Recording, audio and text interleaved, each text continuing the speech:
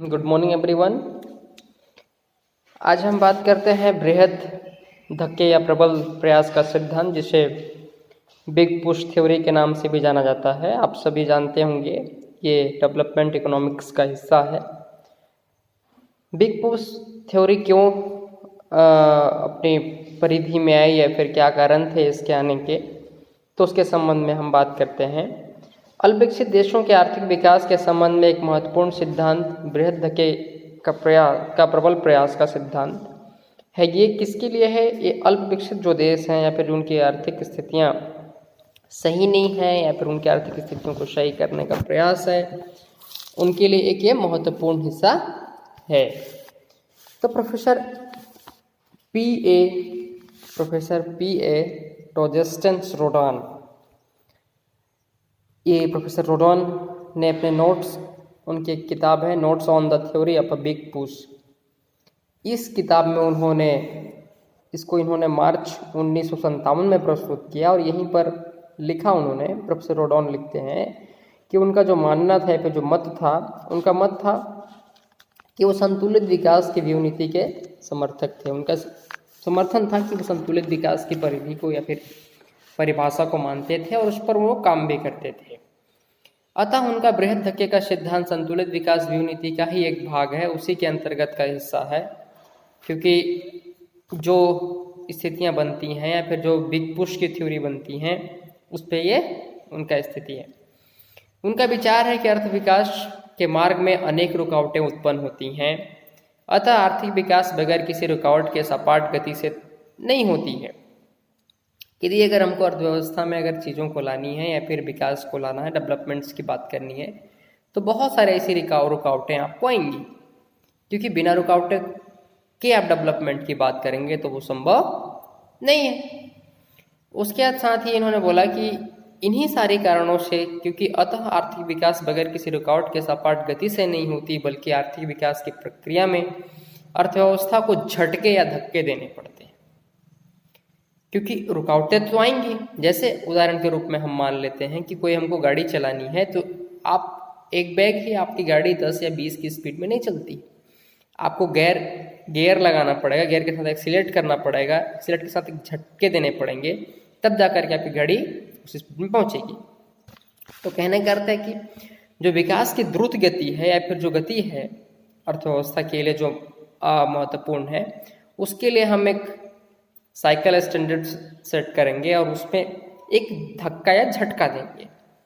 झटके या धक्के देंगे तभी तो जा करके हम उस विकास को पकड़ पाएंगे या फिर उस चीज़ों को हम कंस्टिट्यूट कर पाएंगे। ये उन्होंने रखा बात।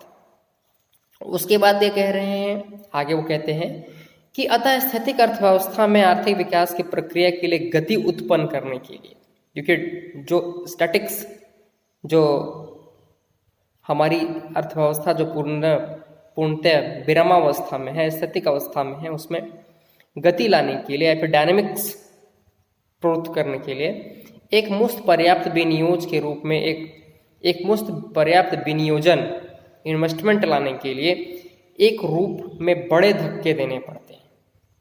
मतलब आपको ऐसे प्रयास करने पड़ेंगे, आपको इस तरीके से प्रयास लाने पड़ेंगे कि आपकी अर्थव्यवस्था में आप उस पर कंस्टिट्यूटेड ले आएँ, और जो विरामावस्था में जो चीज़ें रुकी हुई हैं या फिर फ्लैट हैं इस तरीके से, उनमें आप एक पावर ले आएँ, वो एनर्जी क्रिएट कर दें, इन्वेस्टमेंट ला करके, पैसे ला करके, कैपिटल्स ला करके, तो चीज़ों को आप बेहतर कर पाएंगे। अपर्याप्त विनियोजन से स्वयं संचालित जो वृद्धि होती है फिर सेल्फ सब्सटेंस ग्रोथ होता है, वो संभव नहीं होता है। ये वो अपनी लेख में भी लिखते हैं। उनके अनुसार वो कह रहे हैं, उन्होंने दिया भी है, वो कह भी रहे हैं कि इस गाड़ी को चलाने के लिए जिस प्रकार पीछे से जोर से धक्के देने की आवश्यकता होती है, उसी प्रकार अल्पविकसित देशों की स्थिर अर्थव्यवस्था में आर्थिक विकास के लिए गति देने के लिए एक मुफ्त विनियोजन के रूप में बड़े धक्के देने पड़ते हैं। ये उन्होंने माना भी अपनी अर्थव्यवस्था में। फिर वो कह रहे हैं आगे कि रोडॉन के बृहद धक्के के सिद्धांत का अनेक अर्थशास्त्रियों ने समर्थन किया। प्रोफेसर गोर्नोन मेंडल इनमें से प्रमुख है, वो बहुत ही अच्छे प्रमुख एक उनके माने जाते हैं। अब बृहद धक्के के सिद्धांत का क्या औचित्य है, फिर क्या चीज़ें हैं rationales for the big push theories के रूप में, तो उसको हम लोग बात करते हैं। उस पर आप सबको समझ में आ गया होगा मुझे लगता है बेहतर से, क्योंकि पुनः अगर हम उसको समझने का प्रयास करेंगे तो बिग पुश थ्योरी का सिद्धांत यही कहता है कि कम से कम जो रुकी हुई अवस्था है या फिर जो स्टैटिक्स अवस्था में अर्थव्यवस्था पाई जाती है उसमें डायनेमिक्स या फिर गति देने की आवश्यकता होती है। तो एक मुश्त विनियोजन एवं पर्याप्त विनियोजन की बात करते हैं, तब जाकर के उसको हम टाई अप करके लेकर के आ पाएंगे। तब फिर हम क्या करेंगे, अर्थव्यवस्था में गति दे पाएंगे। और जब अर्थव्यवस्था में जब हम गति देंगे तो उस गति के साथ हमको ये चीज़ें समझ में आ जाएंगी कि नहीं, इस गति के साथ फिर हमारी अर्थव्यवस्था चलती रहेगी। बृहद धक्के के सिद्धांत का औचित्य ये भी मानते हैं कि प्रोफेसर रोडॉन का बृहद धक्के का सिद्धांत संतुलित विकास के समान बाह्य मित्यवताओं के लाभ बेनिफिट्स ऑफ एक्सटर्नल्स इकोनॉमिक्स पर आधारित है। अब कैसा बेनिफिट्स और एक्सटर्नल इकोनॉमिक्स की अगर हम बात करते हैं तो क्या वो चीज़ें होती हैं। तो जब भी बेनिफिट्स एक्सटर्नल इकोनॉमिक्स की जब हम बात करते हैं तो एक मुश्त बड़े पैमाने पर विनियोजन कर आर्थिक विकास की गति को तेज करने की बात होती है। तो इसमें मोटा मोटी हम देखेंगे तो जो चार हैं हमारे कारण, उनको हम देखेंगे। चार प्रकार होती हैं अविभाज्यताओं के, जो इंडिविजुअलिटीज होती हैं उनके चार होते हैं। पहला होता है उत्पादन फलन की अविभाज्यता, दूसरा होता है मांग की अविभाज्यता, तीसरा होता है बचत की अविभाज्यता, और चौथा होता है मनोविज्ञान की अविभाज्यता, मतलब मनोवैज्ञानिक अविभाज्यता। तो ये जो चार कारण हैं, ये चारों अविभाज्यताओं के कारण ही बने हुए हैं। उसके बाद हम लोग चलते हैं और बात करते हैं उत्पादन फलन की अविभाज्यता। इंडिविजुअलिटीज ऑफ प्रोडक्शन फंक्शन कैसा होता है या फिर किन तरीके से होती है, इसके बारे में हम लोग बात करते हैं। प्रोफेसर रोडॉन के अनुसार उत्पादन फलन के वैधताओं के अंतर्गत उत्पादन के साधनों के वैधता यानी इनपुट्स की हम बात करते हैं। तो जो इनपुट्स होते हैं वो उत्पादन प्रक्रिया एवं उत्पादों की वैधताएँ होती हैं, उसके प्रोसेस में होते हैं, और उत्पादों की अविभाज्यता में शामिल किए जाते हैं। इन अविभाज्यताओं के कारण उत्पादन के बड़े पैमाने पर किया जाता है, जिनमें क्रमागत उत्पत्ति वृद्धि नियम के लाभ अर्थव्यवस्था को प्राप्त होने लगते हैं। मतलब क्रमागत उत्पत्ति वृद्धि नियम आपने फर्स्ट क्लास में पढ़ा होगा, बीए फर्स्ट ईयर में। उत्पादन लागत के सिद्धांत, उसमें लाभ के सिद्धांत को भी आपने देखा होगा। तो उसमें हमको सिक्वेंसली क्रमागत कहने का अर्थ क्या है कि एक के बाद एक जब हमको चीज़ें प्राप्त होने लगती हैं, फिर जब हम हमारी अर्थव्यवस्था में आने लगती हैं, तब वो लाभ हमको मिलते रहता है। जैसे परिवहन संचार के साधन, विद्युत शक्ति, सिंचाई, बंदरगाह आदि प्रमुख विनियोग के क्षेत्र हैं। इन साधनों में पर एक मुश्त बड़ी राशि के रूप में विनियोग किया जाता है, जिसमें पूंजी उत्पाद अनुपात अधिक तो होता है, परंतु इसके लाभ क्या होते हैं, देर से प्राप्त होते हैं। क्योंकि हम सड़क बनाएंगे तो हमको सड़क तो तुरंत उसका लाभ मिलेगा नहीं। अगर हम एक सड़क बनाते हैं, मान लीजिए हम एक हाईवे बनाते हैं, कहीं पर से भी हाईवे बना दें, अगर जो सागरमाला भारतमाला प्रतियोगी जो कार्यक्रम चल रहा है केंद्र सरकार के द्वारा, उन सभी राज्यों को हाईवे के माध्यम से जोड़ना है, साथ में उनको सेंट्रल जो हमारी कैपिटल दिल्ली है उसके साथ जोड़ना है। तो यदि अगर हम हाईवे बनाते हैं तो उस हाईवे से 1-2 साल से ही हमको नहीं, परंतु अनवरंत जब तक वो हाईवे हमारे अपने अस्तित्व में रहेगा, तब तक वो हमको लाभ अपना पहुंचाता रहेगा। तो हमारा कहना भी यही है। फिर जब हम एक बड़ी सी फैक्ट्री डालने के लिए जब पूंजी लगाते हैं, तो पूंजी से भी हमको लाभ तुरंत ही प्राप्त नहीं होते हैं, तुरंत होते नहीं है। उसके लिए एक समय चाहिए, और उस समय के साथ साथ क्या है, उन पर्याप्त कारण हमारे लाभ के पर्याप्त जो परिस्थितियां बनती हैं, उसमें रॉ मटेरियल हम यूज़ करते हैं, हमारे पास मैन पावर हमको यूज करते हैं, कैपिटल्स लगाते हैं, और तब जाकर के प्रोडक्शन होता है। फिर प्रोडक्शन को बाजार में बेचते हैं, तब वहाँ से हमको लाभ मिलता है।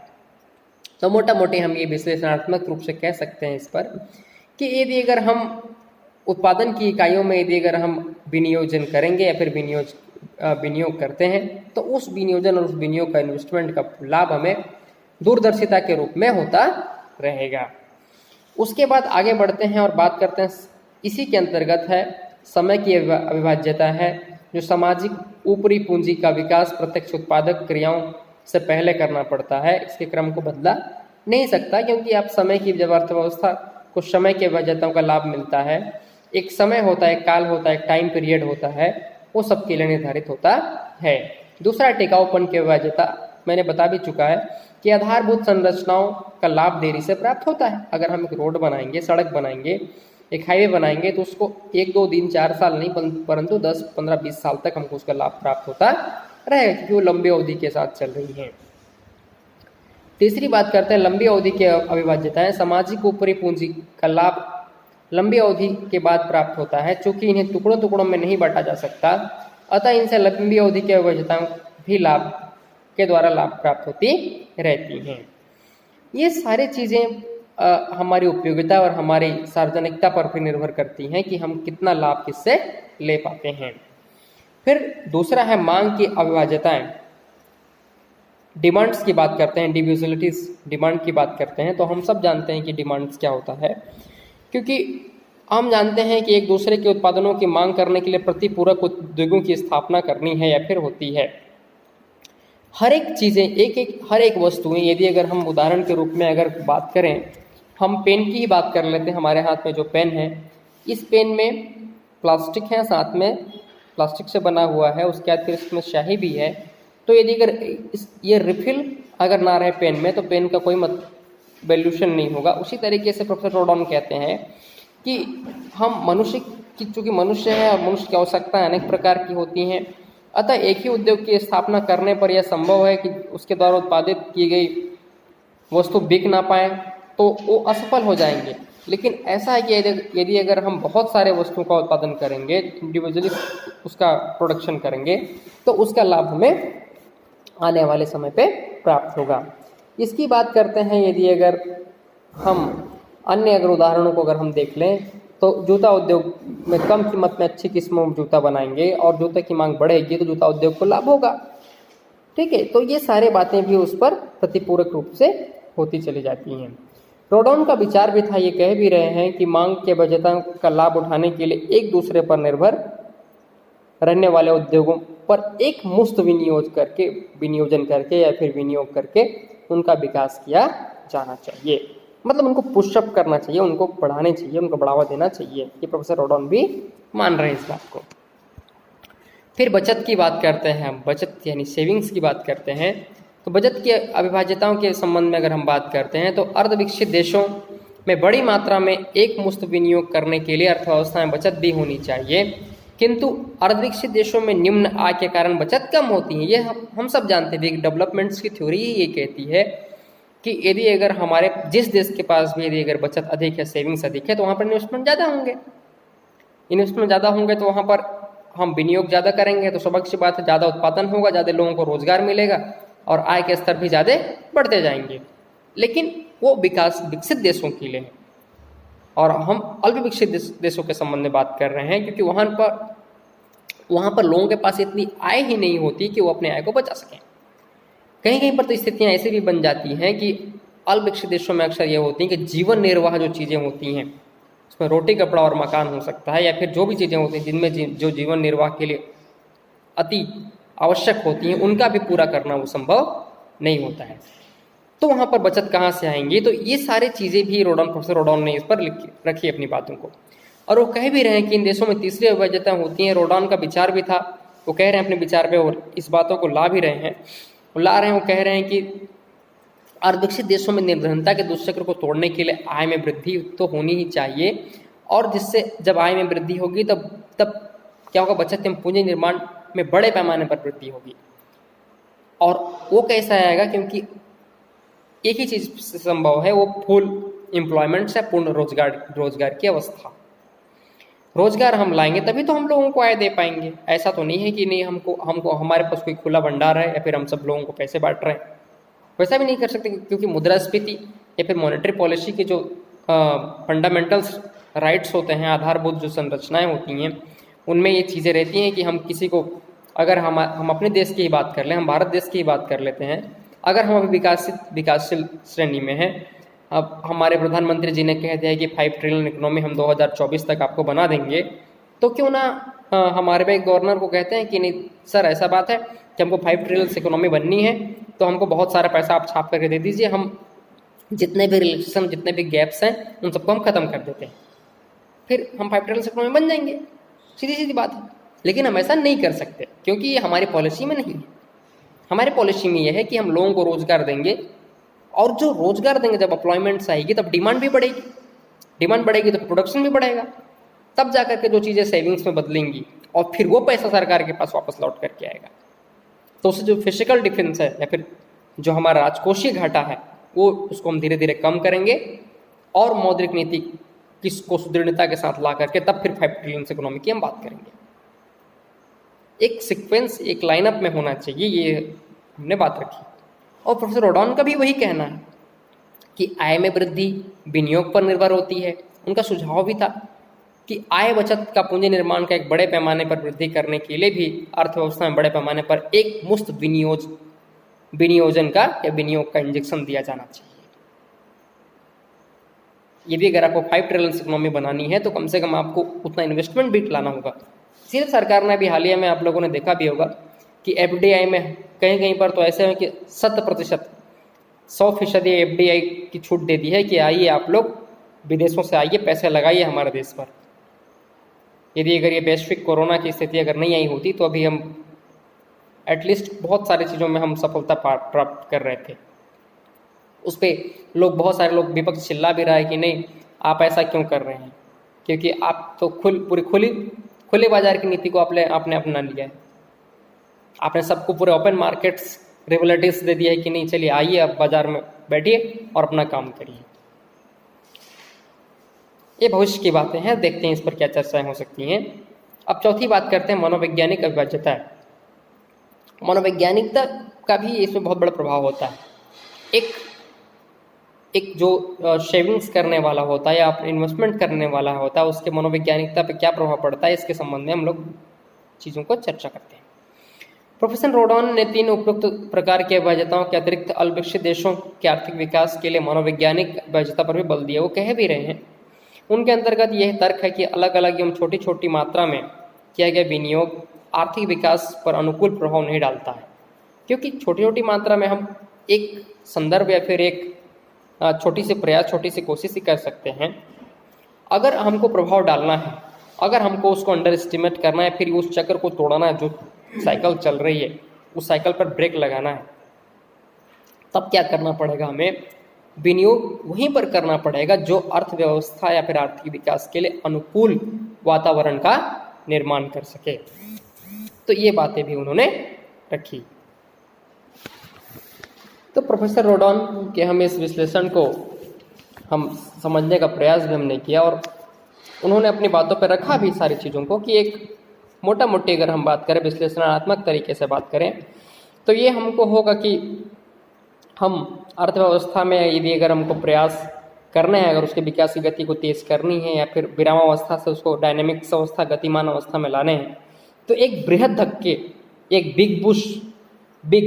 बड़ी वाले पुश की थ्योरी के अंतर्गत उसको लाने होंगे और एक मुफ्त विनियोजन करना होगा, एक बड़ा लाने पड़ेंगे जिस भी अर्थव्यवस्था की बात करते हैं। लेकिन स्पेशल उन्होंने अपने क्राइटेरिया में रखा कि अल्प विकसित देशों के संबंध में चीज़ों को रखा।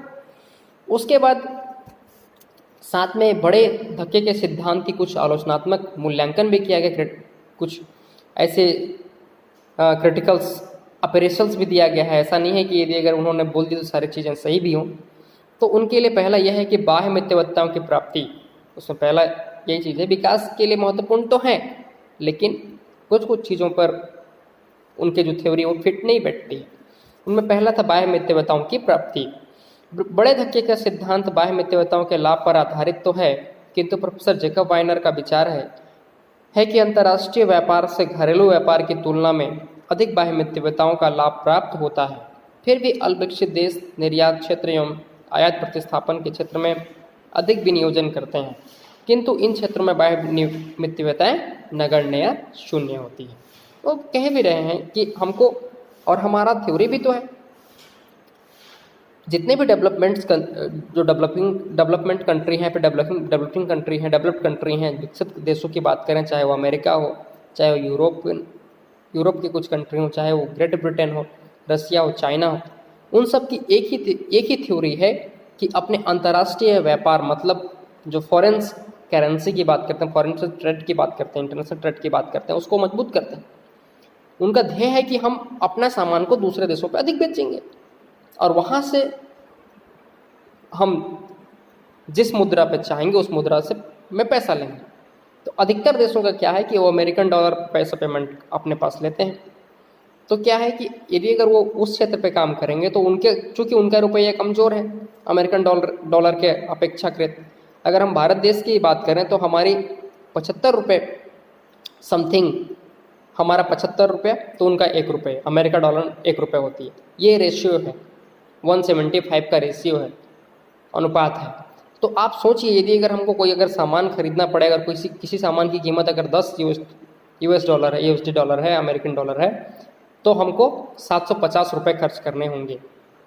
तो ये सारी चीज़ें इसीलिए आई कि बाह्य मित्यवताएँ जो थी वो अंतर्राष्ट्रीय व्यापार से हमको बहुत अधिक मात्रा में मिलती हैं, किसकी तुलना में, ये हमारे, और वहाँ से प्रॉफिट भी हमको बड़ा मोटा प्रॉफिट मिलता है। इसीलिए हर एक देश चाहती हैं इस पर कि उनका जो अंतर्राष्ट्रीय व्यापार हो या फिर उनका अंतर्राष्ट्रीय व्यापार का जो क्रम है वो मजबूत होता चला जाए। उसके बाद आगे बात करते हैं और बात करते हैं अल्पविकसित देशों में क्षमता से बाहर, क्योंकि अल्पविकसित देश जब के संबंध में जब हम लोग बात करते हैं सब सारी चीज़ों को कि एक अल्पविकसित देश किस तरीके से इस पर काम करेंगे, तो बृहद धक्के के सिद्धांत के अंतर्गत कई उद्योगों में एकमुश्त विनियोग करने के लिए एक बड़ी मात्रा में पूंजी, ठीक है, और साथ में कुशल श्रमिकों एवं तकनीकी ज्ञान की आवश्यकता तो होती है, किंतु अल्पविकसित देशों में इन्हीं सब का अभाव होता है। जान भी रहे हैं हमने कहा है भी अपने थ्योरी में कहा है भी, डेवलपमेंट की थ्योरी में कहा है भी है कि अल्पविकसित देश वही देश हैं जो बहुत ही मतलब उनके पास हम कहें तो निम्न स्तर की अवस्थाएं पाई जाती हैं। साथ ही ये सिद्धांत अल्पविकसित देशों की क्षमता से बाहर भी हो जाता है, इसीलिए उन पर पूर्णतः लागू नहीं होता है। तीसरी बात उन्होंने कही कि कृषि क्षेत्र की उपेक्षा, बृहद धक्के का सिद्धांत पूंजीगत वस्तु उद्योग, उपभोग्य वस्तु उद्योग एवं सामाजिक ऊपरी पूंजी के विकास पर भारी मात्रा में विनियोग पर जोर देता है। इन सबको तो बढ़ावा दे रहे हैं कि आप लाइए, इन्वेस्टमेंट लाइए, आप भारी उद्योग लगाइए, आप उत्पादन के नए नए स्रोत खोजिए, किंतु अल्पविकसित देशों में सबसे प्रमुख क्षेत्र होता है कृषि, क्योंकि उन पर पूरी तरीके से कृषि पर आधारित होते हैं वो देश। अतः कृषि क्षेत्र की अपेक्षा औद्योगिक विकास में रुकावटें उत्पन्न हो सकती हैं, क्योंकि कृषि क्षेत्र में उद्योगों का कच्चा माल एवं लोगों के लिए खाद्य पदार्थों की पूर्ति होती है, मतलब वहाँ से उनको खाने के लिए भोजन प्राप्त होता है, ठीक है, रहने के लिए घर प्राप्त होता है, ये सारी चीज़ें वहाँ से मिलती हैं, तो वो उसका पूरे तरीके से अभाव होता है। उन्होंने कृषि पर ध्यान ही नहीं दिया, उपेक्षा कर दिया पूरे तरीके से, तो ये सिद्धांत पूर्णतः उस पर लागू भी नहीं होता है। चौथी बात वो कह रहे हैं कि भारी मात्रा में विनियोग मुद्रास्फीति उत्पन्न कर देती है। हाँ, सही, सत्य है ये उनका कहना। क्यों कहना सत्य है? क्योंकि बृहद धक्के के सिद्धांत के अंतर्गत सामाजिक ऊपरी पूंजी के विकास पर भारी मात्रा में विनियोग किए जाने पर जोर दिया गया, ये उनका कहना था। लेकिन उनके आलोचक कह रहे हैं कि यदि अगर हम इस प्रकार, चूंकि सामाजिक ऊपरी पूंजी में पूंजी उत्पादन अनुपात अधिक होता है तथा प्रतिफल देर से प्राप्त होते हैं, क्योंकि हमने कहा भी हमने पहले अपना लेक्चर स्टार्ट कर रहा था तो कि अगर हम एक सड़क बनाएंगे, एक हाईवे बनाएंगे, तो उसमें हमको देर तक दूरदर्शिता रूप से 2 साल, 4 साल, 5 साल में हमको उसके लाभ प्राप्त होंगे, क्योंकि एक लिमिटेशन ऑफ टाइम आउट होगा